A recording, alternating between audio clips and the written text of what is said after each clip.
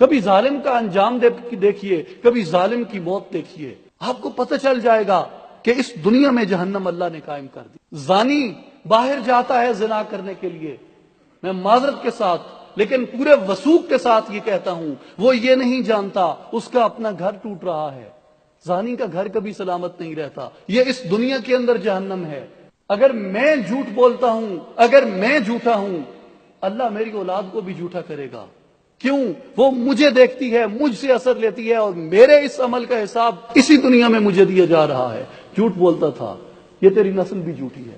جو بھی جھوٹ بولے گا، یہ دو جہنمیں ہیں ہمارے سامنے، ایک اس دنیا میں جو حساب گاہ ہے، ایک آخرت میں جس سے ڈرایا گیا ہے وہ جہنم ہے۔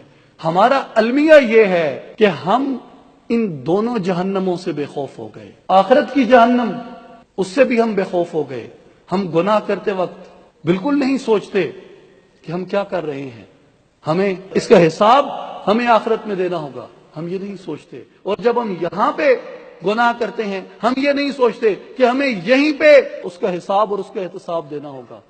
کیا ہم کسی تیسری جہنم کی تلاش میں ہیں؟ کیا ہم پہ کوئی تیسرا جہنم لاگو کیا جائے؟ اس لیے اس سے پہلے کہ ہم ان دونوں جہنموں کا ایندھن بھی بنے اور ہماری تلاش کے مطابق ایک تیسری جہنم بھی ہمارے اوپر طاری کر دی جائے، ہم اللہ تبارک و تعالیٰ کے فرمان کے مد نظر کہ میرے ذکر سے اگر غافل ہوئے، تمہارے دل، تمہارے کان، تمہاری آنکھیں اگر میری آواز سے، میری آذان سے اور میری معرفت سے اگر تمہارے کان اور آنکھیں اور دل غافل ہوئے، تو پھر تمہارا ٹھکانہ جہنم ہوگا، اور جہنم میں دارین ہوگا، اس دنیا میں بھی اور آخرت کے اندر بھی۔